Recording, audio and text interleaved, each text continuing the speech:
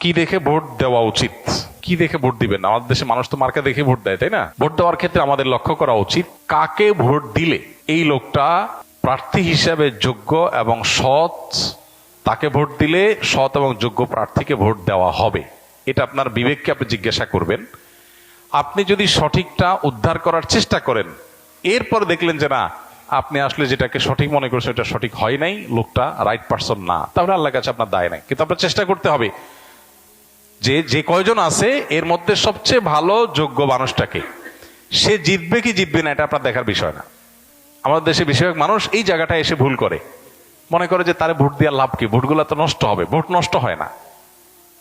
একটা ভালো মানুষ যদি অল্প কয়েকটা ভোটও পায়, তাহলে সে এটার উপর ভিত্তি করে সামনে আর কয়েকটা পাবে, তারপর আবার আরো কয়েকটা পাবে। কিন্তু আপনি যদি ভোট দেওয়ার এই রাস্তাটা বন্ধ করেন, অথবা তাকে সে কম ভোট পাবে এই চিন্তা